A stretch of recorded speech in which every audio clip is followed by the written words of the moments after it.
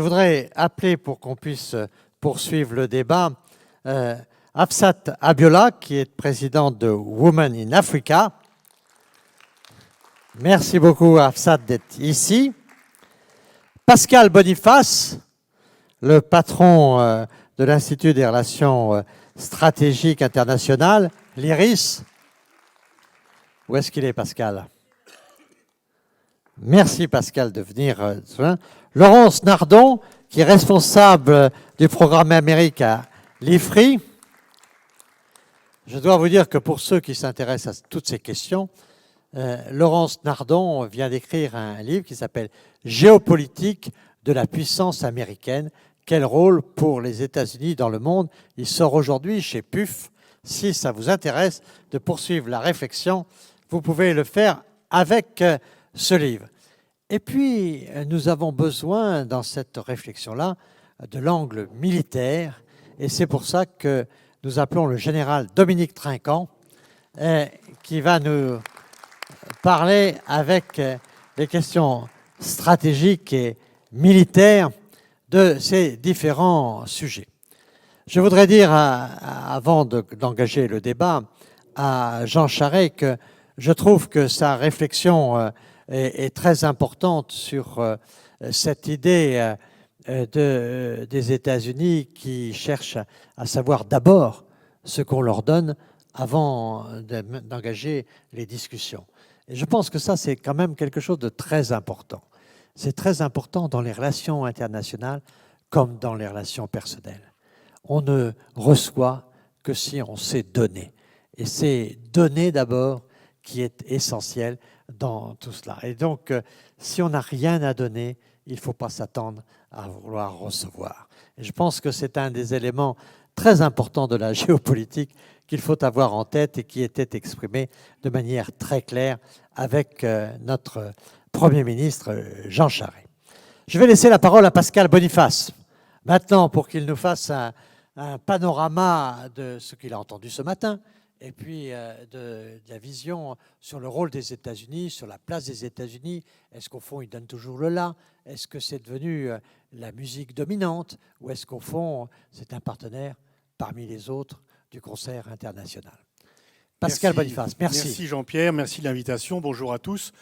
Des conclusions que l'on peut tenir des débats de ce matin, c'est que les États-Unis, incontestablement, restent la première puissance mondiale. Sur le plan économique, sur le plan stratégique, sur le plan culturel, ils sont vraiment le pays dominant. Mais néanmoins, ils n'ont plus réellement de prise sur les questions internationales. Et c'est un peu un paradoxe du premier pays dans le monde, mais qui, sur plusieurs dossiers, n'arrive plus à gérer. Deuxième paradoxe, il y a un accroissement de l'influence américaine en Europe. Jamais il y a eu une telle demande d'une présence américaine en Europe qui est due à Poutine. C'est vraiment le résultat de la guerre d'agression que Poutine a lancée en février 2022. Tous les pays européens demandent une présence américaine accrue, une présence militaire américaine accrue pour être protégés d'une menace militaire russe. Quelle est l'ampleur de cette menace? Beaucoup de variations là-dessus. Est-ce que les Russes, qui ne sont pas capables de garder Kherson, pourraient conquérir Berlin ou Varsovie? C'est une question. Mais peu importe la réalité, la perception est que oui, tous les pays européens disent nous avons besoin d'une présence américaine, au point que deux pays qui sont restés neutres pendant 200 ans et pendant 77 ans ont rejoint l'OTAN, ce qu'ils ne jugeaient pas utile de faire du temps de Staline, ce qui est quand même... Voilà. Dans le reste du monde, par contre, l'influence américaine rétrécit, diminue. C'est la Chine qui a opéré une réconciliation entre l'Arabie saoudite et l'Iran. En Afrique, la Chine est un pays qui devient plus influent que les États-Unis, et même dans le jardin, dans l'arrière-cour latino-américaine, eh bien, Bolsonaro voulait rompre avec la Chine, il n'a pas pu le faire, et Milei ne pourra pas plus le faire, puisque la Chine est devenue le partenaire commercial de ces pays, aussi important, parfois plus important, le Mexique mis à part, qui est bien sûr, comme pour le Canada, du côté de la frontière, le Mexique garde toujours, bien sûr, ses rapports commerciaux numéro 1 avec les États-Unis, mais pour les autres pays, c'est tout à fait contrasté. Donc on voit une diminution de l'influence américaine dans le monde. Et aussi, c'est un monde qui est de moins en moins gérable. Et en fait, les États-Unis, quelque part, dans un monde qui est moins où le multilatéralisme est en crise, Trump n'est pas le seul responsable. Poutine est aussi largement responsable. Les Chinois eux-mêmes ont une définition du multilatéralisme qui est quand même un petit peu à divers degrés. Mais en tous les cas, les coups donnés au multilatéralisme par les États-Unis avec la guerre d'Irak, puis avec la politique de Trump, sont venus ébranler un système que les Américains dominaient. Et quelque part, ils sont venus ruiner quelque chose qu'ils pouvaient dominer. Et ils ont préféré imposé par le hard power ce qu'ils pouvaient obtenir par le soft power, ce qui a débouché sur une diminution de leur influence. Et on voit sur les deux conflits majeurs, alors il y a deux conflits majeurs, l'Ukraine et Gaza. Sur l'Ukraine, on peut dire que Biden a été prudent, qu'il a évité d'être pris dans un engrenage qui aurait pu conduire à la Troisième Guerre mondiale. Et que, du coup, le prix à payer, c'est que la Russie va gagner des territoires. Et il paraît à peu près évident que les buts de guerre de l'Ukraine, qui sont soutenus par les Occidentaux et par les États-Unis, mais aussi par les Européens, récupérer tous les territoires perdus depuis 2022, y compris depuis 2014, ne sont pas réalistes. Et bien sûr, Poutine ne sera pas jugé par la Cour pénale internationale, et bien sûr, la Russie ne paiera pas les dommages de guerre. Bon, et donc le fait d'afficher des demandes comme cela que l'on sait inaccessibles contribue un peu à diminuer la crédibilité de ceux qui le demandent. Mais donc il y a une perte de crédibilité parce que l'Amérique affiche des buts de guerre qui sont inaccessibles, et en même temps il y a aussi une sorte de respect parce qu'ils ont évité que la situation ne dérape et rentrer dans un engrenage qui aurait pu conduire au pire. Sur Gaza, on voit une sorte d'impuissance volontaire américaine. Blinken s'active, il a fait une navette qui rappelle un peu les navettes de Kissinger, il demande un cessez-le-feu, il y a une décision du Conseil de sécurité, Biden lui-même a demandé un cessez-le-feu qui ne vient pas. Et il y a à la fois une demande de cessez-le-feu et en même temps on livre des armes, ce qui est quand même un peu contradictoire. Si on veut un cessez-le-feu, il faut arrêter de livrer les armes, ça sera plus simple. Et donc on voit quand même que par rapport à Gaza, il y a une perte de crédibilité morale des États-Unis, qui condamne les bombardements de population civile en Ukraine et qui, du fait de l'horreur des attentats du 7 octobre, condamne moins la réaction que l'on peut juger disproportionnée d'Israël. Et surtout, c'est que dans leur duel, qui est le duel majeur avec la Chine qui, en fait, n'a pas grand-chose à faire du sort des Palestiniens, ce n'est pas un problème pour les Chinois. Les Chinois s'entendent très bien avec Israël, mais les Chinois capitalisent sur l'échec relatif des États-Unis sur la guerre d'Ukraine et sur l'échec relatif des États-Unis sur la guerre de Gaza pour avancer leur pion en disant, voyez, aux pays africains, vous payez plus cher votre alimentation, vous payez plus cher votre énergie. Nous, on propose la paix en proposant un cessez-le-feu immédiat et on relègue les questions territoriales ultérieurement. Les pays africains et les pays latino-américains sont d'accord avec cela. Et si la guerre continue, c'est parce que l'Amérique continue de livrer les armes à l'Ukraine.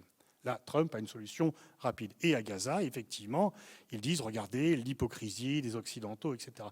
Et donc, en fait, la contradiction américaine, c'est qu'il y a des positions morales qui sont mises en avant, mais qui ont été jugées à géométrie variable. Et sur les trois coupures du monde, c'est une coupure Russie-monde occidental qui est durable, qui ne sera pas corrigée, qui ne sera pas remise en cause tant que Poutine sera au pouvoir, et il semble l'être pour longtemps.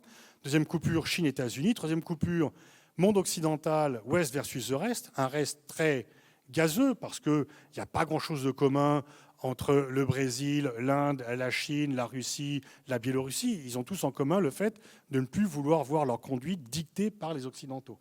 Certains sont franchement anti-occidentaux, d'autres veulent coopérer avec les Occidentaux, mais ils veulent coopérer et pas se faire dicter des ordres. Et là-dessus, l'attitude américaine d'exiger que les pays les suivent sur la guerre en Ukraine ou les suivre sur la guerre de Gaza, crée des crispations, qui fait que la Chine avance doucement son agenda. Et donc, nous, Européens, puisque la question a été posée par toi-même, par Jean-François, par beaucoup d'orateurs, quel est notre intérêt? Effectivement, il y a l'hypothèse, Trump va démolir le système multilatéral, mais ce sera peut-être un wake-up call pour les Européens pour dire il faut peut-être quand même que l'on pense à définir et à ne pas être dépendant de 200 000 électeurs dans 3 swing states ou de 30 000 électeurs dans un seul swing state, qui peut complètement changer la politique américaine. Certains Européens pensent non, il vaut mieux, si Trump est élu, on sera un peu plus accommodant et on cherchera toujours à avoir un accord. Mais d'autres peuvent dire il est peut-être temps de passer à cela. Mais notre problème, et là, Poutine, dans toutes les catastrophes qu'il a amenées, a été complètement par rapport à ce objectif, c'est que la guerre en Ukraine a augmenté notre dépendance psychologique, culturelle et politique et stratégique par rapport aux États-Unis. Ce qui fait qu'à juste titre, Emmanuel Macron disait que l'OTAN était en état de mort cérébrale en novembre 2019, mais qu'aujourd'hui, on peut dire que c'est l'autonomie stratégique européenne qui est en état de mort cérébrale. Alors, dans les deux cas, on peut se réveiller. La preuve, l'OTAN l'a fait. Et l'autonomie stratégique européenne peut également se réveiller. Mais pour cela, il faudrait qu'il y ait aussi, en fait, tout dépend, et ce n'est pas en tant qu'universitaire, je pète ma chapelle, mais il y a avant tout un combat intellectuel à mener. Il y a un combat intellectuel à mener sur l'autonomie. L'autonomie passe par l'autonomie des esprits. Et je voudrais terminer par une anecdote qui montre un peu l'ampleur du problème, puisque, disons qu'on peut penser que si Trump était réélu, ça serait un petit peu une sorte d'enfer, mais si Kamala Harris était élue, ça ne serait pas le paradis pour les Européens. Biden a été un bon président pour les États-Unis. Il a quand même, entre l'AUKUS et l'Inflation Reduction Act, il n'a pas vraiment été tendre avec les Européens. On peut très bien être allié stratégique et rival économique. Quand Biden a été élu, le secrétaire général du Quai d'Orsay, François Delattre à l'époque, avait réuni une bidouzaine de think tankers, de patrons de think tank pour dire alors, nouvelle donne, qu'est-ce que l'on fait, quelles sont les propositions. Et j'avais dit, le vrai test, c'est de savoir si les Américains sont prêts à bouger, on en a parlé ce matin, sur les lois extraterritoriales. C'est un vrai test. Est-ce qu'on est allié ou est-ce qu'on peut être puni? Et un de mes collègues disait, ah non, ça on ne peut pas demander. Si, dès le départ, on dit que c'est tellement tabou qu'on ne peut même pas mettre ça sur la table, on a perdu le match à l'avance. Donc il est quand même temps, effectivement, que l'on définisse nos intérêts, qui sont très souvent compatibles, complémentaires avec ceux des États-Unis, mais qui parfois ne le sont pas. Et là, effectivement, on a une problématique qui est commune avec le Canada. Alors, je ne sais pas s'il faut faire un traité de libre-échange entre l'Europe et le Canada, mais un traité ou un accord de coopération culturelle et stratégique entre l'Europe et le Canada serait forcément utile. Merci beaucoup, Pascal. C'était très important. Petite réflexion sur le traité de libre-échange. Quand je vois que dans notre Assemblée nationale, on n'est pas capable de légitimer un accord de libre-échange avec le Canada, je ne sais pas avec quel pays du monde on pourra avoir un accord si on n'en a pas avec le Canada. Donc, au fond, si on croit que l'avenir, c'est de chacun chez soi et de nier l'idée que la richesse, ce sont les échanges, je trouve ça assez préoccupant que voir que notre représentation nationale n'est pas ouverte à un accord avec le Canada, qui me paraît être un des rares pays avec lesquels nous avons quand même une proximité de vision qui est très forte. Et si on ne l'a pas avec celui-là, ce n'est pas avec la Turquie, ce n'est pas avec l'Iran, ce n'est pas avec la Chine, ce n'est pas avec la Russie, ce n'est pas avec l'Arabie Saoudite et quelques autres que nous l'aurons. Donc il y a vraiment un sujet très important. Disons un mot de la défense quand même en général, parce qu'au fond, quand même, la puissance américaine, c'est d'abord une puissance de défense.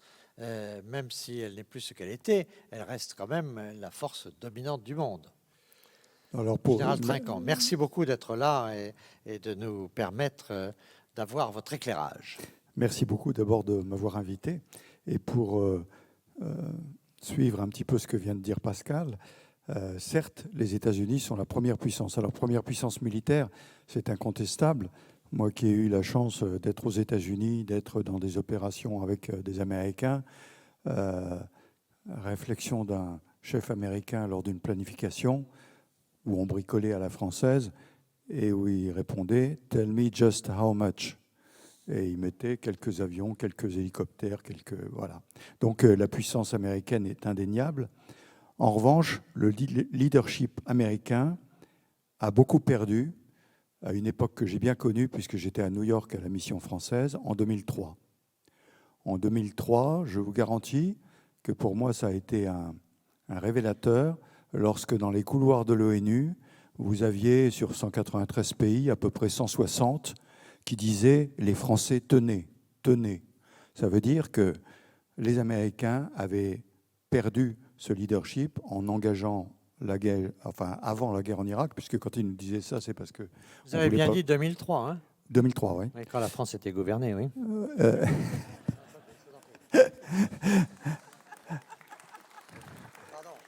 à l'époque où C'était trop les tentant. Américains voulaient passer une résolution, et ils ont perdu encore plus ce leadership quand tout le monde a découvert qu'en fait, ils avaient menti. Ils avaient menti pour aller en Irak. Donc, je pense que ça a été un événement majeur. Et puis, le deuxième événement majeur lié, je rappelle que c'est l'époque où il y a eu l'intervention en Afghanistan et l'intervention en Irak, c'est-à-dire, pour reprendre un peu ce qui était dit à propos de la fin de l'histoire, c'est qu'on pouvait utiliser la force pour imposer des solutions dans les pays. Ça a été le cas en Irak, ça a été le cas en Afghanistan. Ceci étant, les Américains restent la première puissance au monde. Et ceci nous pose un problème majeur à nous, Européens. Pourquoi ? Alors, vous avez cité effectivement le fait que l'OTAN était en état de mort cérébrale. C'était une réalité. Et l'OTAN peut dire merci à M. Poutine. C'est grâce à M. Poutine que l'OTAN est revenu. Alors, puisque nous parlons des élections américaines, lorsque le président Trump était au pouvoir, en fait, il a créé un choc auprès des Européens en leur disant qu'il n'allait pas les soutenir, qu'il fallait qu'ils payent. Et on l'oublie un peu trop, mais il avait parfaitement raison. Les Européens, depuis 30 ou 40 ans, dividendes de la paix, n'investissaient plus dans leur défense. Alors, vous permettrez à un militaire de vous dire que depuis 1990, on a perdu l'équivalent de 4 régiments par an, régulièrement dissous. Les budgets baissaient considérablement. La France a été la première à se réveiller. 2016-2017, surtout, la nouvelle loi de programmation en augmentation et les 2 lois de programmation successives qui permettent un doublement du budget de la défense. Les autres Européens se sont réveillés lorsque la Russie a attaqué. Et d'un seul coup, ils se sont dit, il va falloir se réunir. Mais le problème, c'est que le parapluie américain est toujours là. Et le parapluie américain étant toujours là, on a beaucoup de mal, vous savez, la fameuse autonomie stratégique de l'Europe, on a beaucoup de mal à le faire avaler aux Européens, parce que, comme l'a dit Pascal à un moment, la solution, c'est d'être fort pour pouvoir discuter avec les Américains, parce qu'ils comprennent la force. Et donc, si nous sommes forts, ils vont nous écouter. Mais pour beaucoup d'Européens, c'est « je vais donner un peu plus aux Américains et comme ça, ils continueront à me protéger ». Je voudrais rappeler que 60% des armements européens sont d'origine américaine. Avec cette mentalité très business des Américains, je vous donne un exemple. Les F-16, les fameux F-16 dont l'un malheureusement a été détruit hier, les F-16 donnés aux Ukrainiens, eh bien, les États-Unis ont des stocks de F-16. Ils n'en donnent aucun.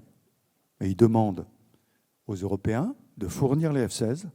En échange de quoi ils auront la largesse de vendre des F-35 qui coûtent 10 fois plus cher. Donc, c'est cet état qu'il faut arriver à changer. Pour cela, il faut que l'Europe soit forte pour pouvoir discuter. La France a singulièrement un rôle particulier à faire. D'abord parce que les armées françaises sont reconnues aux États-Unis comme la première armée européenne. Pourquoi ? Parce que dans des conditions totalement différentes, mais nous faisons la guerre depuis longtemps et nos soldats savent ce que c'est que la guerre. Beaucoup de pays européens ne savent plus ce que c'est que la guerre. Ça, c'est le premier point. Le deuxième point, la France est une puissance nucléaire.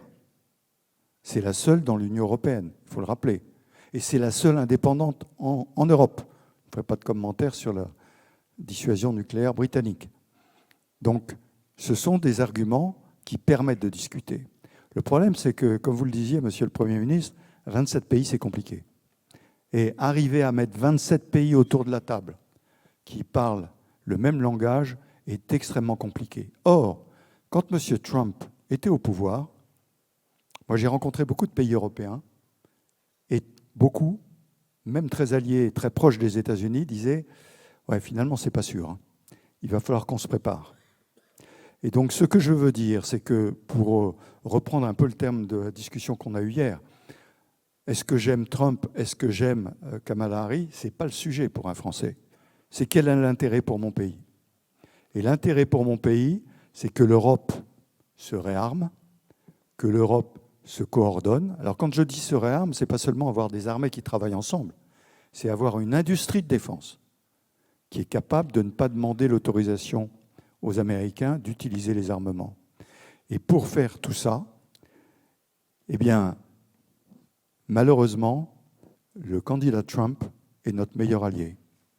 Parce que Mme Kalahari, par exemple, comme M. Biden, en fait, ont joué sur du miel. C'est-à-dire, vous inquiétez pas, les Européens, on est là. On continue. On va vous soutenir. Et vous allez le faire. Et les Européens ont dit, que fait-on sans les Américains? C'est vrai.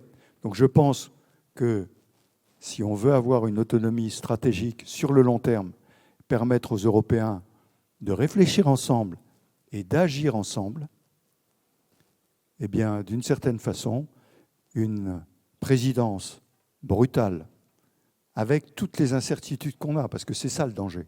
Le danger de M. Trump, c'est l'incapacité de prévoir ce qu'il va dire le lendemain sur Twitter ou sur X. Eh bien, nous avons, nous, intérêt à ce qu'un gouvernement américain fasse peur aux Européens de façon à ce qu'ils puissent se réveiller. Voilà, merci beaucoup.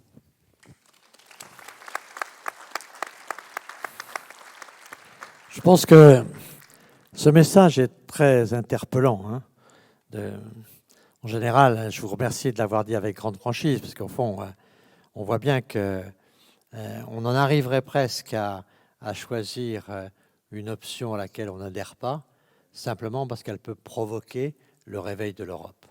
Et c'est quelque chose qui est quand même très très lourd de conséquences. Mais on voit bien que c'est pour ça que la géopolitique, et c'est pour ça, quand on parlait avec Jean-François de professionnalisme, de réflexion, il faut quand même avoir des réflexions et pas forcément prendre la réflexion de l'émotion toujours au premier degré. Moi, très franchement, Kamala Harris, je l'aime bien, je trouve que l'avortement et tout ça, Simone Veil et tout ça, il n'y a aucune raison de ne pas être avec elle. Mais si à un moment je me dis que de toute façon un jour les États-Unis arrêteront la tension avec la Russie pour remplacer ça par une tension avec la Chine, qui va faire la tension avec les États-Unis? C'est l'Europe. Est-ce que l'Europe est capable de le faire aujourd'hui? Non. Et donc il faut un sursaut européen. Et pour avoir ce sursaut européen, il faut qu'on nous mette face à nos responsabilités. C'est un raisonnement qui est quand même assez sophistiqué, mais qui doit être présenté. Je vous remercie beaucoup, monsieur le général Trinquant, de nous l'avoir fait aujourd'hui, parce que c'est un élément, chacun fait ses propres options, mais c'est quand même un élément de réflexion qui est majeur. Est-ce qu'on pourrait avoir une voix africaine dans tout ça? Puisqu'au fond, on a beaucoup parlé dans les autres forums de Futuroscope de l'Afrique, mais aujourd'hui, nous parlons des États-Unis, et donc le regard d'une femme, une femme engagée avec Women for Africa. Et donc, Hafsat Abiola, comment vous ressentez aujourd'hui cette dialectique mondiale qui fait des États-Unis à la fois une force qui peut déterminer notre avenir, mais en même temps une très grande interrogation? Up to you, comme on dit en africain. Merci pour l'invitation, Monsieur le Premier ministre. Je vous demander mes excuses parce que je suis en fait anglophone et j'aurais beaucoup plus à l'aise en parlant en anglais, mais Emmanuel a dit qu'il faut parler en français, donc je vais parler avec beaucoup d'erreurs sur un sujet très important et ça m'inquiète un peu, mais je veux essayer. Je veux parler comme une Africaine. Je ne suis pas européenne. Je garde un passeport nigérien. Je viens du Nigeria en Afrique de l'Ouest. Et je veux parler même pas comme une Nigérienne, mais pas comme une Africaine. Et ça, c'est en continuant avec 1,4 milliard de gens, 60% d'âge moins de 30 ans. Et dans tous nos pays, il y a beaucoup de gens sans emploi. je me rappelle un jour, je me suis souvenu. Non, je me souviens d'un événement. Un jour, j'étais quelque part en France et quelqu'un a parlé de taux de chômage en France, de haut chômage, et il a dit 6%. Et j'étais choquée. Au Nigeria, si nous avons de la chance, c'est peut-être 30%. Et ça, c'est des gens qui n'ont pas d'emploi. Et il y a encore des gens qui ont d'emploi, qui n'ont gagné assez qui n'ont pas gagné assez de leur emploi. Et ça, c'est un taux encore peut-être facilement une moitié de la population. Et d'entendre un grand personnage français dire 6% c'est un haut taux, c'était choquant pour moi. Et je veux dire que la question, c'est les États-Unis, peut-on encore compter sur eux? Les États-Unis, ce n'est pas juste un pays. J'ai fait mon éducation depuis mon junior year. J'ai fait 2 ans de lycée aux États-Unis. Aux États-Unis, c'est 11th and 12th grade. Et aussi, j'ai fait mon université là. J'ai fait lycée à Andover. Si vous connaissez les lycées aux États-Unis, c'est un des plus bien connus. Je pense Kennedy y allait et tous les grands personnages, même peut-être Bush Jr. Et aussi, après ça, je suis allée à Harvard et j'ai étudié développement économique parce que j'ai toujours le désir d'aider mon continent pour avancer. Mais mon père, il a dit quelque chose quand il a gagné. Mon père a gagné l'élection présidentielle dans mon pays en 1993. J'habite à Bruxelles et on dit 90 là. Et quand il a gagné l'élection, l'armée a dit, le militaire ou l'armée a dit que non, nous ne voulons plus une démocratie, il faut annuler les résultats. Mais mon père, pendant un an, quand l'armée a fait ça, il est venu me voir aux États-Unis et aussi pour voir des leaders aux États-Unis et aussi en Europe. Et quand il est venu aux États-Unis, il me cherchait à l'école, à l'université. Et il dit, Hafsat, si vous voulez vraiment comprendre comment aider l'Afrique, parce que ça c'est mon désir et tout le monde sait, il dit, il faut étudier des pays développés, pas des pays pas développés. Parce que pour faire mon éducation, j'ai fait des études Amérique latine, Europe l'Est et Asie et l'Afrique. Et il dit non, il faut étudier l'Europe ouest et les États-Unis et Amérique du Nord. Et j'ai commencé de faire ça. Mais quand il est revenu à mon pays pour se battre pour la démocratie, il était mis dans la prison et ma mère était leader du mouvement. Les deux ont été tués par le gouvernement, mais aujourd'hui, je suis fière de vous dire qu'on a la démocratie au Nigeria qui était sans interrompue depuis il y a 25 ans. Et je pense que c'est grâce à les sacrifices et les sacrifices de beaucoup de gens là-bas. Mais on a toujours chez nous, avec la population dans mon pays, mais dans tous les pays en Afrique, on disait de vous joindre des pays développés. Nous voulons, c'est clair que peut-être on ne peut pas atteindre le même niveau de richesse, mais on veut quand même avoir la vie de dignité pour nos gens, pour les fournir avec la santé, suffisamment d'alimentation et tout. Et nous voulons aussi faire tout nous-mêmes, faire notre nourriture, faire nos vêtements et tout. Et j'ai l'impression tout le monde aime le rêve des États-Unis, le rêve que tout est possible. Et ce n'est pas d'importance où vous commencez. Vous pouvez arriver avec du travail, vous pouvez y parvenir. Et vous pouvez tout faire. Et nous sommes, we're all won over by this dream. Mais si nous regardons la situation globale, et Monsieur le Premier ministre, il faut vous dire aussi, quand je parle, ce n'est pas juste aux États-Unis, même l'Europe. Quand nous regardons notre relation avec les États-Unis et avec même l'Europe, ce n'est pas vraiment une relation juste. Ce n'est pas une relation qui peut nous donner l'opportunité d'arriver. Et c'est désigné comme ça. C'est désigné comme ça. Ce n'est pas un accident.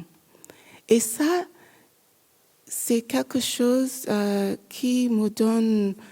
Je ne comprends pas comment analyser, parce que ce n'est pas une question, monsieur, de la partie démocratique ou la partie république aux États-Unis. N'importe parti, même quelquefois, même en Europe, rien ne change avec votre relation avec nous, le monde moins puissant. Et je me demande comment on peut changer tout ça. Et ça, c'est ce que je voudrais entendre chez vous. Pourquoi? Parce que maintenant, il y a des autres opportunités en Afrique et c'est clair.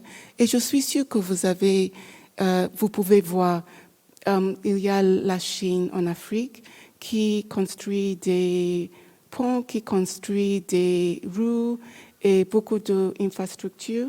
Parce que l'Afrique est le continent du monde avec le pire de infrastructures du monde. Et on ne peut pas rien concurrer sans infrastructure. Ça, c'est une chose. Et il y a aussi la Russie qui est en Afrique. Et ça a commencé, la présence surtout de la Russie a commencé de donner des problèmes en Europe, parce que même en France, mais pas vraiment en Europe, peut-être même surtout en France, parce que si vous regardez le Burkina Faso, le Mali, le Niger, ils ont dit que la France doit sortir de leur pays. Et ils ont dit aussi en Niger que les États-Unis doivent aussi sortir de leur pays. Et c'est parce que vous étiez avec nous depuis 60 ans. Nous avons gagné l'indépendance autour de 1960. Mais jusqu'à aujourd'hui, les gens sont même plus pauvres. Les défis que nous faisons face sont même plus graves qu'au début de l'indépendance. Et même le Sénégal, qui n'a pas un système autocratique, c'était un système démocratique, a commencé de faire des choses pour faire sortir la France de leur pays. Donc, je sais que ça, ce n'est pas la chose que vous voulez entendre, mais c'est important de vous dire parce qu'il y a un professeur à Harvard, Pippa Norris. Elle a écrit un reportage pour les Nations Unies, United Nations, pour regarder le progrès de l'Afrique et tous les continents du monde à travers le progrès des femmes pour Beijing plus 25. L'événement qui s'est déroulé, je pense, il y a 4 ans. Et elle a découvert que tout le continent du monde ont progressé, sauf l'Afrique. L'événement Platform for Action qui c'était à Beijing en 1900, je veux dire 90 ou quelque chose comme ça, mais après 25 ans, les femmes en Afrique n'ont pas n'importe progrès en Afrique. Et nous étions le seul continent qui a cette expérience. C'est-à-dire que vraiment, nous avons besoin d'une nouvelle relation avec l'Europe. Et je pense que la France peut mener sur ça. Et nous avons besoin aussi avec les États-Unis. Votre valeur que vous exposez, c'est brillant. Mais la réalité en Afrique, c'est que chaque année, l'Afrique vous envoie notre richesse to the tune of $50 billion a year. Et c'était la plupart, 70% de ça, c'est votre entreprise, grande entreprise, multinational corporations, qui prennent cette richesse. Et il faut changer ça. Je suis la présidente de Women in Africa. Nous avons beaucoup de pays, les femmes entrepreneurs en Afrique, les hommes entrepreneurs aussi, qui essayaient de créer leurs entreprises. Mais avec le système global où vous contrôlez notre monnaie et beaucoup de choses comme ça, nous ne pouvons pas arriver sans changer la relation ensemble. J'espère que vous pouvez le faire. Merci. Merci.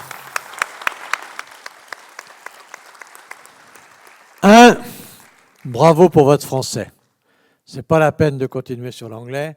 Vous avez tous les talents qu'il faut pour le français. Et puis, tant qu'à faire, on accepte bien les quelques dérives belges, mais nous qui ne sommes pas doués pour les langues étrangères, nous parlons le belge couramment, comme nous parlons aussi le québécois. Donc, n'hésitez pas, vous avez des variantes, tout ça. En tout cas, bravo pour ça. Deuxièmement, et merci de votre message de responsabilité. Et je crois que c'est quand même très important de vous avoir entendu. Et puis, enfin, je voudrais dire aussi que on a déjà réfléchi ensemble sur l'Afrique et il y a encore des choses qui sont à faire. Il faut aussi qu'on trouve une relation un peu nouvelle parce qu'au fond, cet affrontement idéologique qui est en train de se créer, c'est pas une issue.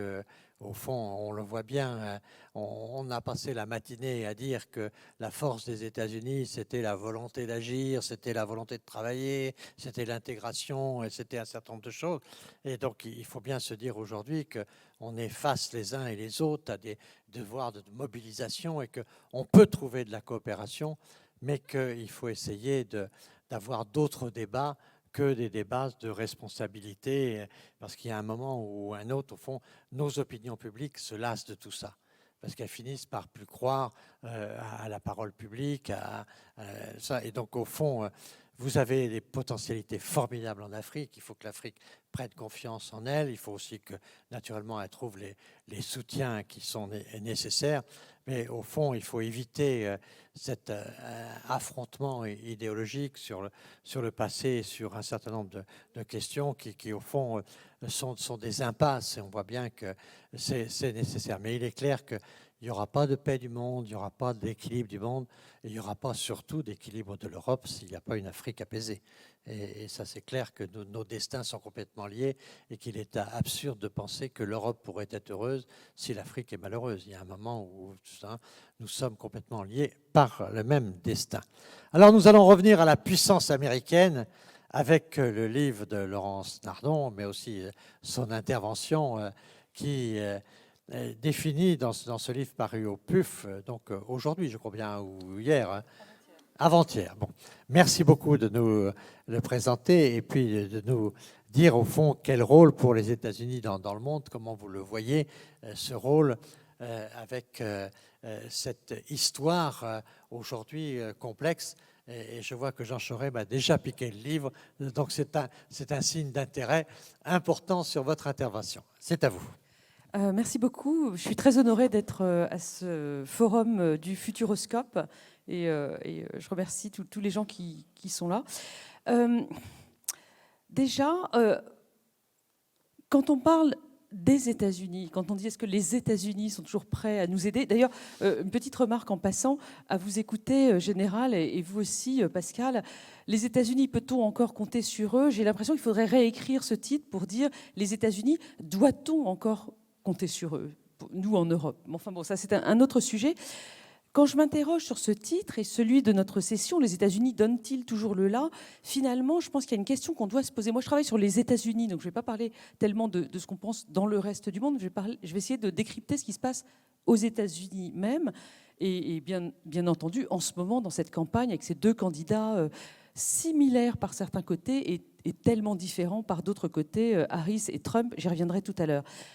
Ce que je voudrais interroger avec vous, là, c'est le fait que, en fait, il n'y a pas les États-Unis. Enfin, ça n'est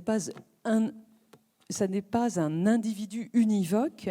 Il y a en réalité des courants de pensée extrêmement différents sur la politique étrangère. Et donc, c'est vraiment extrêmement difficile de savoir ce que les États-Unis vont décider. Ça va dépendre de 1000 facteurs. Et ce n'est pas comme s'il y avait un seul cerveau qui prenait la décision quelque part dans les méandres du Pentagone ou de la Maison-Blanche.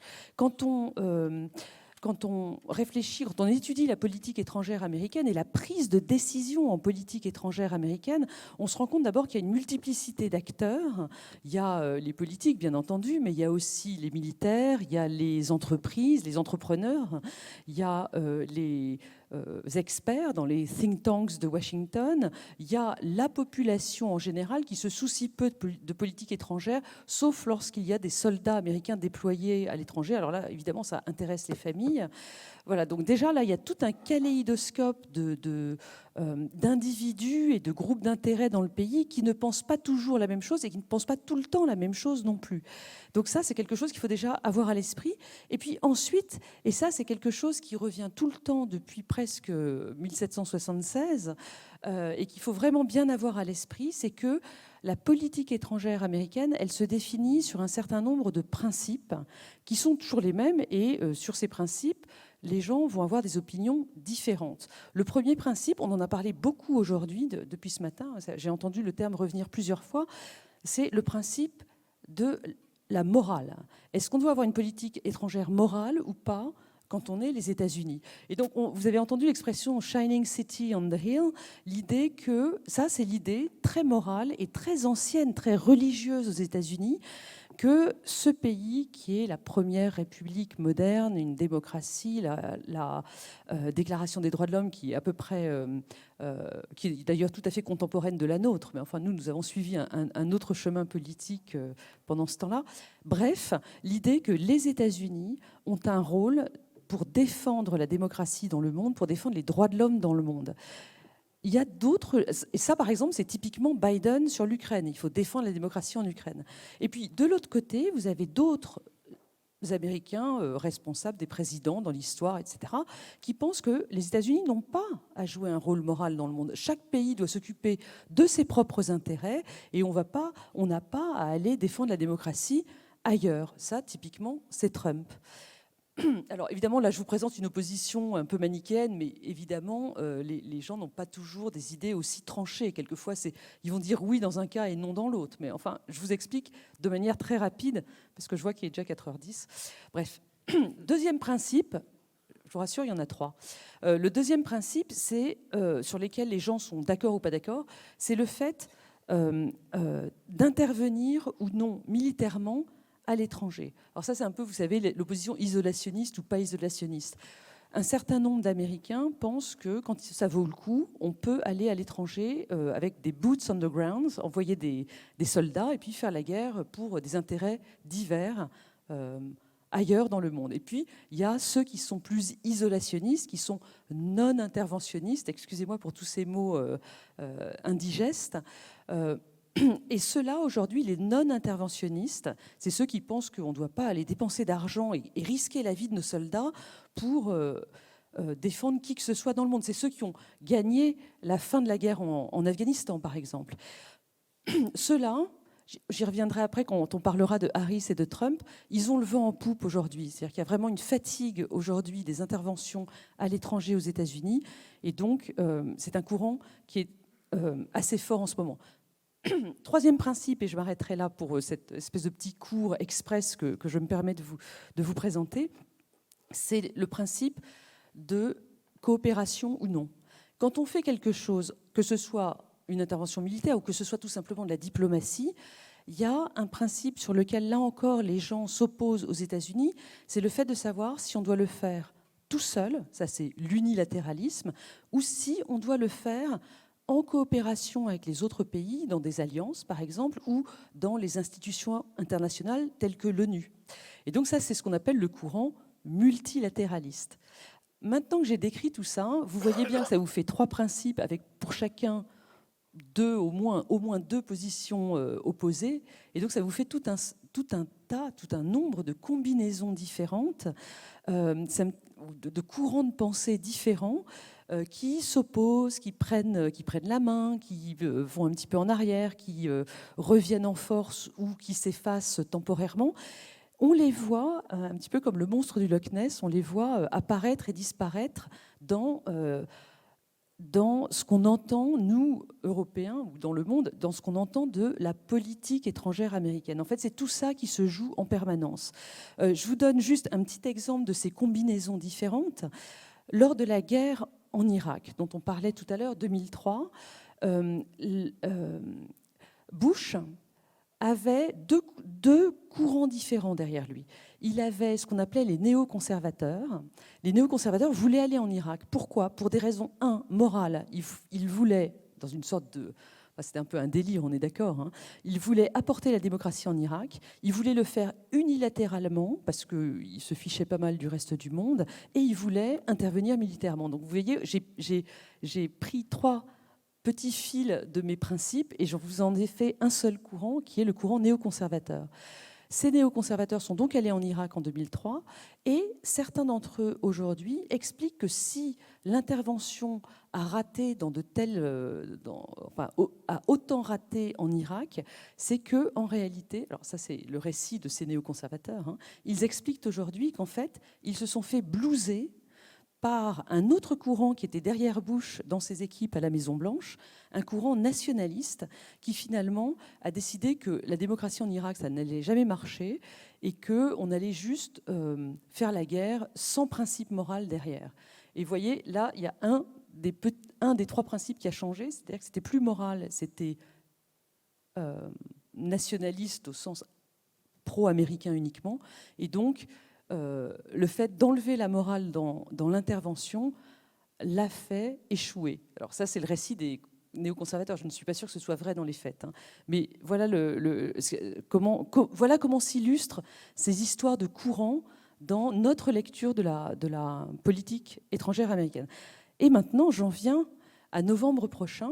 Comment, après tout ce que j'ai raconté, Trump et Kamala Harris s'opposent-ils aujourd'hui ? Alors Trump, s'il est réélu, il a annoncé la même chose que ce qu'il a fait dans son premier mandat, c'est-à-dire qu'il sera un président qui pratique ce qu'on appelle un nationalisme de repli, pas de morale, pas de multilatéralisme, les autres, on s'en fiche. C'est ce que M. Charest vous avez montré avec la citation de McMaster tout à l'heure. Hein. C'était vraiment le dessin d'un monde où c'est chacun pour soi, c'est presque du Hobbes. Le monde est un lieu de conflit permanent et les pays sont chacun pour soi. Il y a le concept d'une alliance ou d'une coalition, pour quelqu'un comme Trump, c'est une vaste blague, ça ne peut pas marcher, parce que les gens sont égoïstes avant tout, comme lui-même se conçoit, je suppose. Bref, donc il fera ça. Et sur l'isolationnisme, le fait d'intervenir ou pas, là, Trump est un peu plus complexe. C'est là qu'on voit que chaque personne peut avoir plusieurs tentations en même temps. Trump explique qu'il faut se replier sur les États-Unis pour reconstruire les États-Unis, « Make America Great Again ». Ça ne l'empêche pas d'être assez belliqueux quand il le souhaite, quand il pense que c'est utile. Notamment, rappelez-vous qu'il avait organisé ses frappes en Syrie, alors que Obama avait refusé de le faire.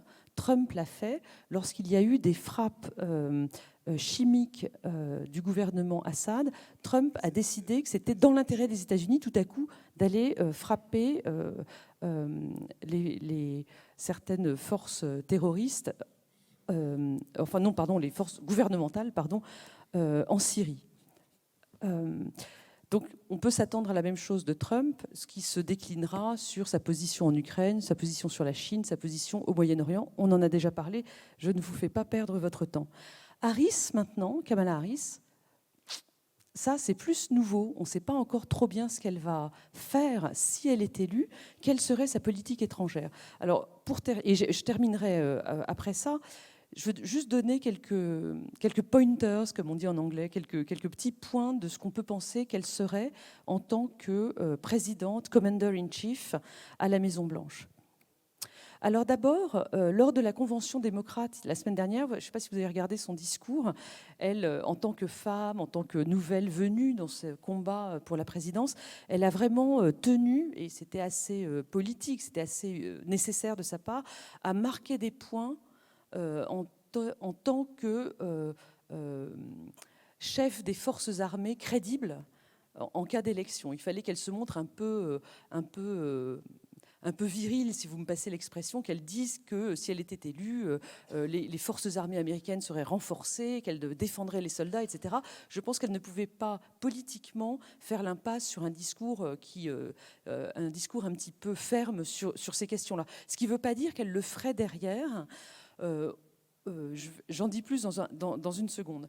Le deuxième point, c'est que on suppose qu'elle continuerait dans la lignée de Biden. Ça peut une politique étrangère, donc très morale, très interventionniste, très au service du bien dans le monde, comme celle que Biden a tenté de suivre depuis 3-4 ans.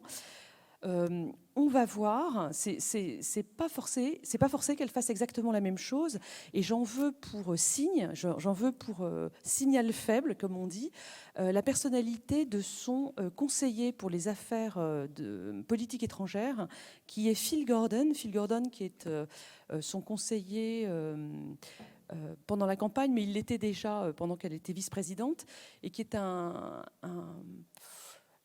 comment dirais-je, une personne qui est un peu dans les circuits depuis des années et qui, en fait, lui, est très non-interventionniste. Il était contre l'intervention en Syrie sous Obama, il a été suivi.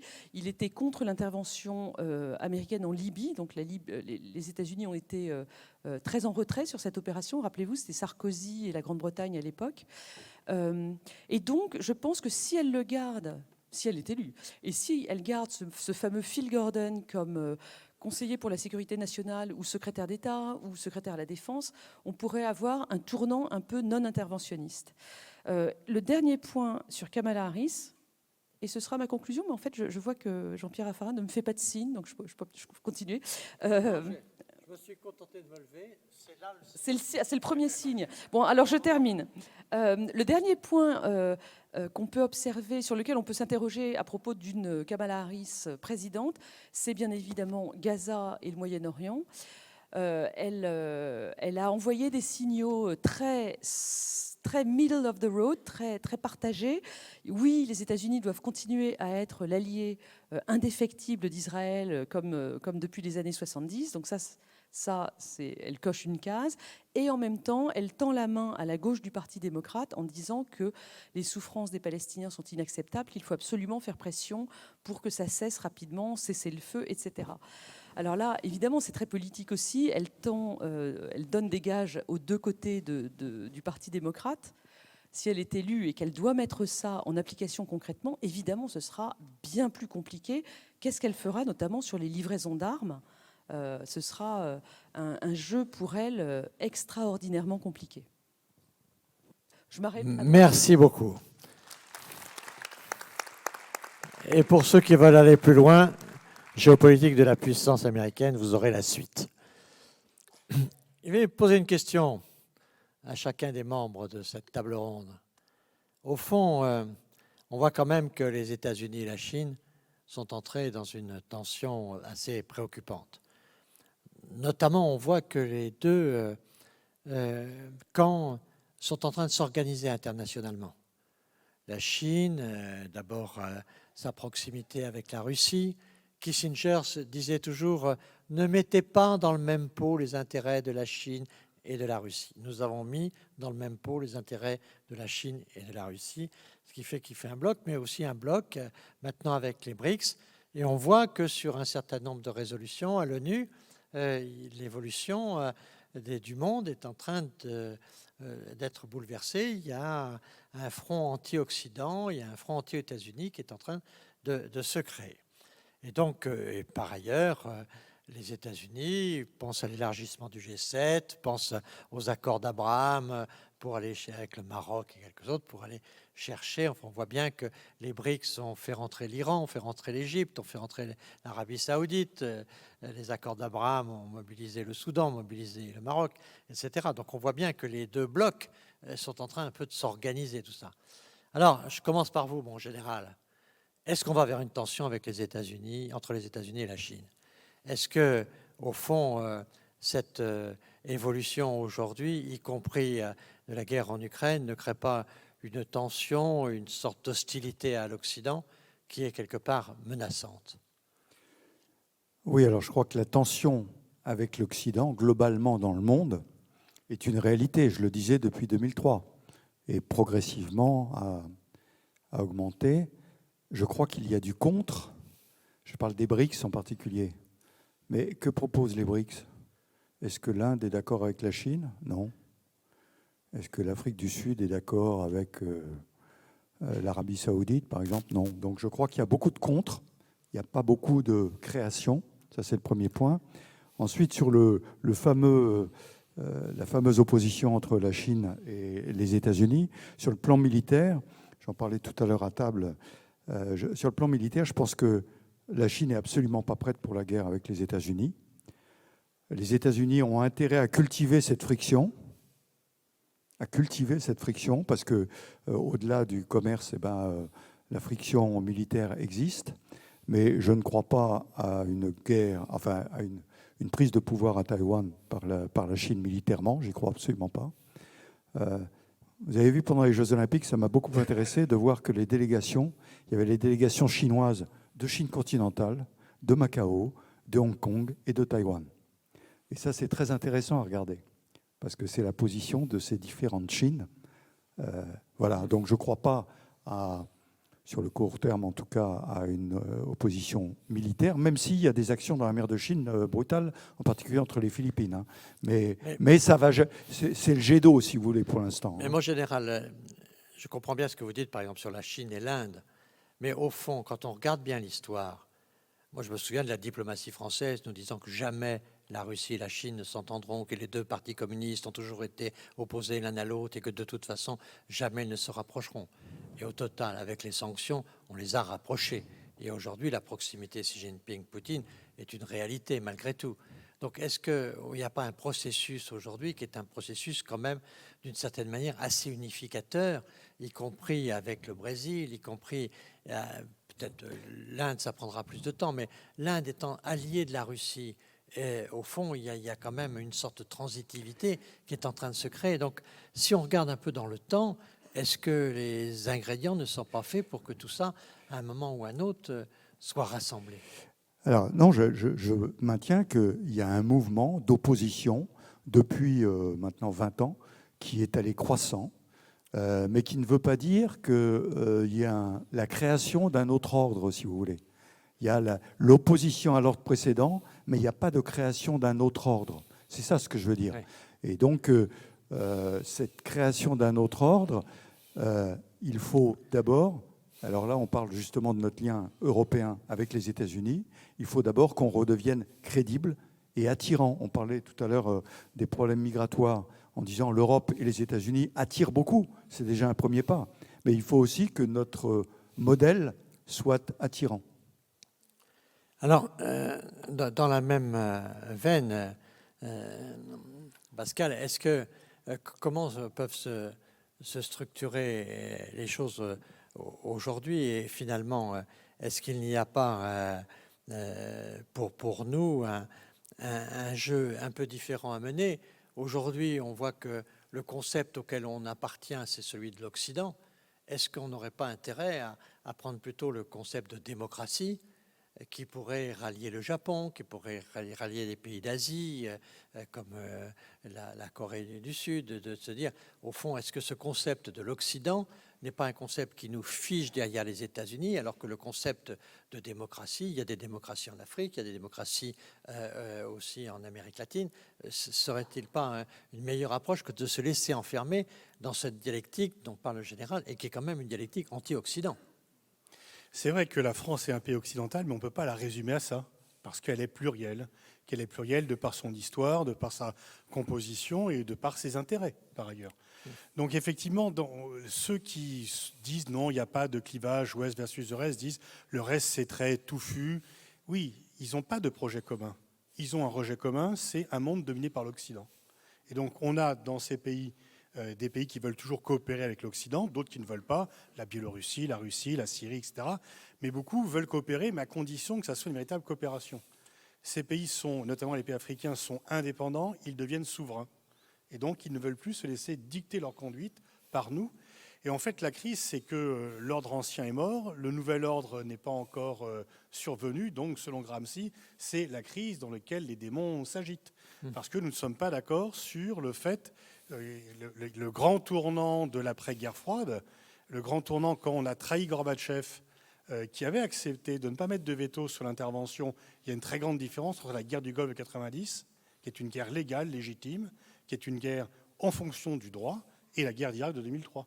Et, sauf que c'est la seule fois où l'ONU a vraiment fonctionné, qu'ensuite certains ont eu l'illusion de rentrer dans un monde unipolaire.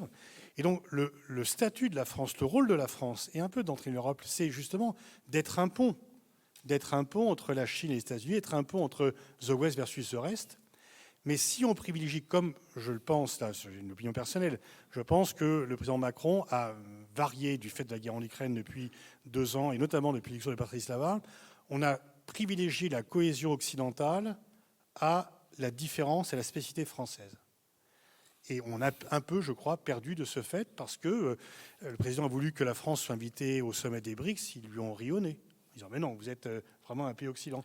Mais est-ce que c'est pas le terrain démocratique qu'il faudrait jouer, travailler avec le Japon, travailler avec la Corée du Sud, le Brésil, l'Afrique du Sud, les l'Afrique grands du Sud, émergents, parce et notamment l'Inde. Est-ce que c'est pas là, parce qu'au fond l'Inde, qui est à la fois dans les BRICS, mais qui est quand même une démocratie, le Brésil qui est aussi une démocratie, est-ce que c'est pas ça le levier aujourd'hui? C'est que dans le reste, il n'y a pas que des dictatures, il y a des régimes autoritaires, oui. Et la Chine et la Russie sont 2 exemples, mais il y a aussi des vraies démocraties.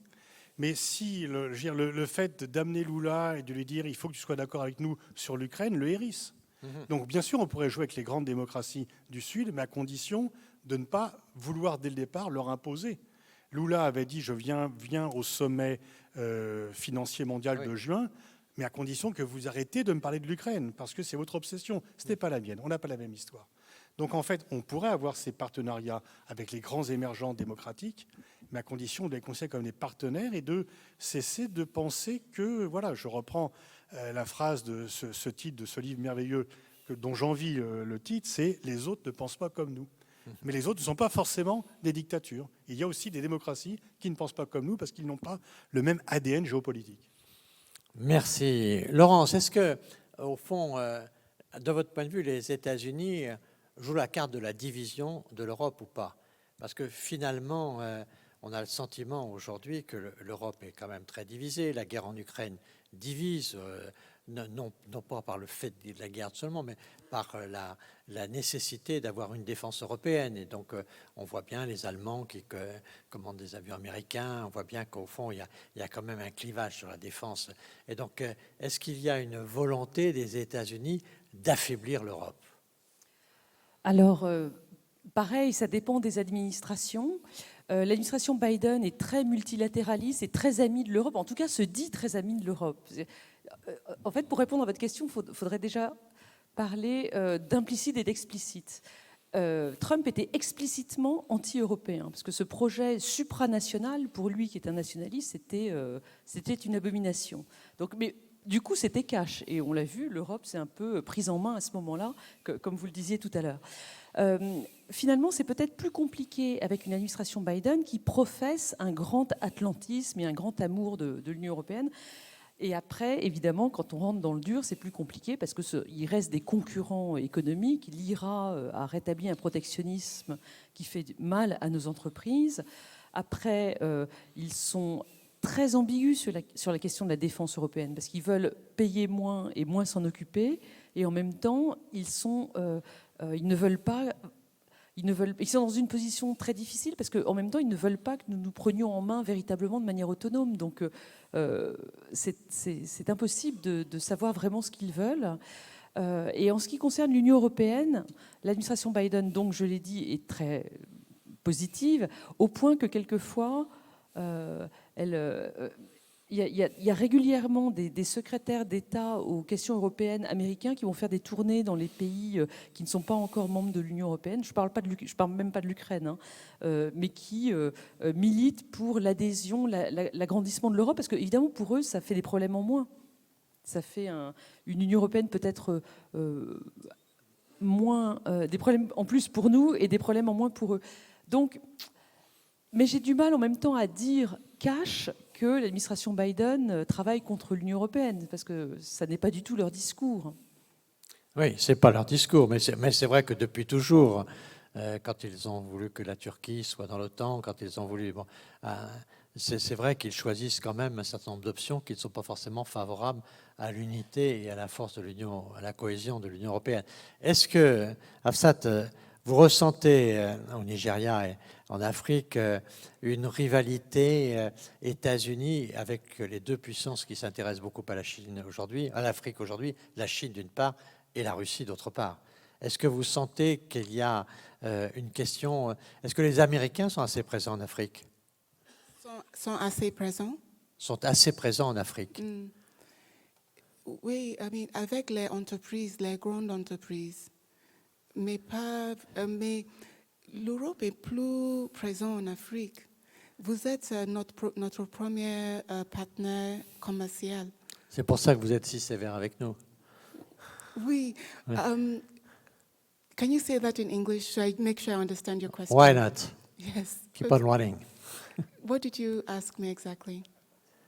Do you think that Russia, China, Yes. is more important right now than Then- France and the United States Well, in Africa?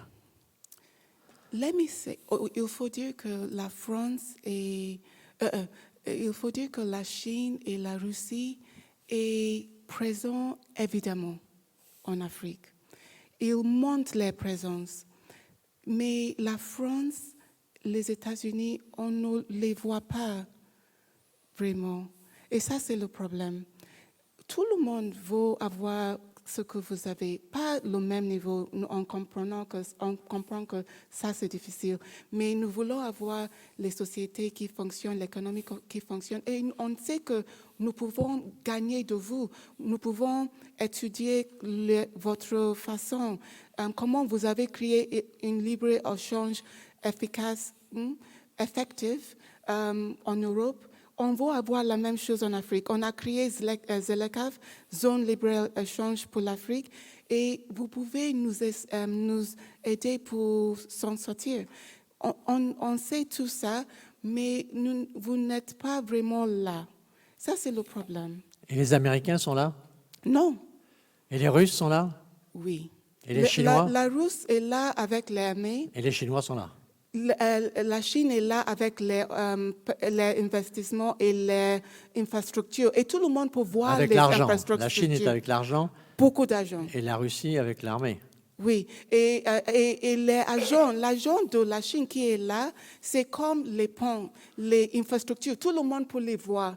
Quand vous annoncez quelque chose chez nous, que l'Europe annonce qu'il veut nous aider avec quelque chose, un grand montant d'euros, on ne voit pas, parce que c'est pas votre faute, c'est parce que vous nous aidez avec l'augmentation de capacité, et on ne peut pas voir ça comme on peut voir les rues et tout.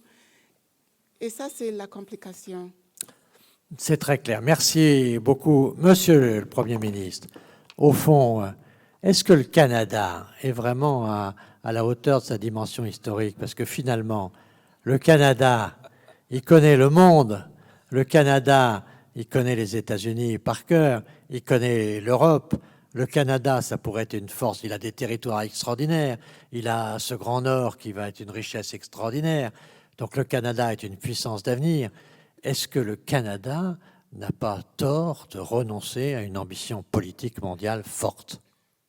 Le Canada a beaucoup d'impact à la condition de travailler avec des alliés, parce qu'on est un plus petit pays. Et ça me rappelle une règle non écrite. Nous, on connaît bien les Américains, forcément, on est plus petits. Il faut les connaître. C'est dans notre intérêt. Eux, c'est une superpuissance. Ils nous connaissent, honnêtement, ils ne nous connaissent pas très bien. À la blague, on dit qu'il y a beaucoup d'Américains qui pensent que le Canada, c'est un parc national. Et je caricature, mais c'est pas loin. Mais c'est la réalité des relations entre les peuples.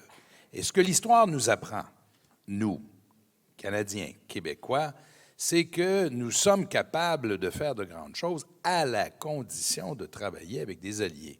Par exemple, la relation entre le Québec et la France, pour nous, ça a été extrêmement important parce que la France, ça a été un levier pour le Québec dans son émancipation sur le plan international. Et vous avez dit tantôt une chose qui est très juste, on a donné beaucoup un à l'autre et c'est la condition. Mais le Canada est missing in action en Afrique. On n'est pas là du tout. On n'est pas au Moyen-Orient. Aux États-Unis, le Canada manque de constance et n'est pas suffisamment présent. Il manque d'ambition. Et un des enjeux pour le Canada, c'est que ça a été facile pour nous. Imaginez-vous, on vit à côté de l'économie la plus puissante au monde. On transige avec eux. Ça a été trop facile. Et là, on est devenu paresseux. Alors, il faudra se secouer, nous aussi, et de manière perverse, comme vous le décrivez. Trump a un effet de nous secouer, nous forcer à se mettre les yeux devant les trous et à assumer nos responsabilités. Alors, l'autre chose que je voulais souligner rapidement, ne perdez pas de vue que la Chine est devenue, et ça, c'est phénoménal, devant nos yeux, la Chine émerge comme une superpuissance. Elle va se comporter comme une superpuissance. Quand j'entends les Américains se plaindre du fait que les Chinois instrumentalisent le commerce, mais de qui ils l'ont appris au juste? Ils suivent quel exemple? Et un des problèmes des Américains, c'est qu'ils abusent de leur pouvoir d'utilisation de la réserve de... Ils ne le savent pas, mais on le voit bien, et que ça pousse à de nouvelles alliances, à des mouvements et à des réactions. Il est vrai que la Russie a réussi à redonner de la vie à l'OTAN, mais il est vrai aussi que ça a eu pour effet de bâtir une relation plus solide entre la Chine et la Russie, qui n'était pas là avant. Alors, c'est pas totalement noir ou blanc. Je terminerai en vous disant ceci, Jean-Pierre, au sujet de la France.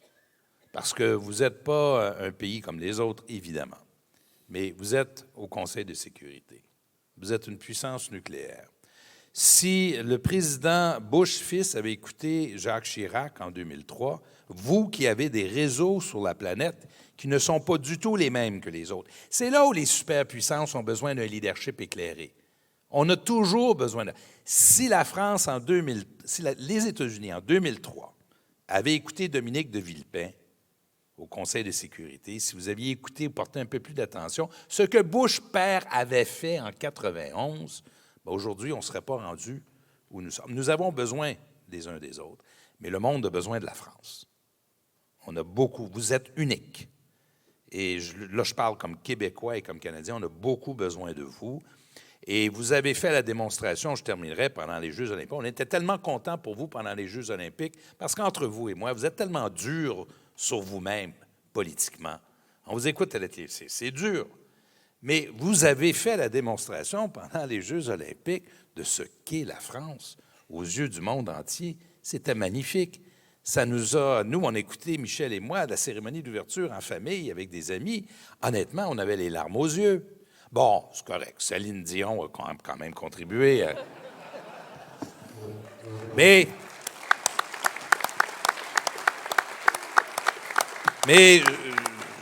je vous le dis parce que vous avez une mission. Vous, suite à l'élection américaine, les yeux seront tournés également vers la France et votre leadership est une tunique dans le monde. Nous comptons également continuer à travailler avec vous. Merci, Jean-Pierre.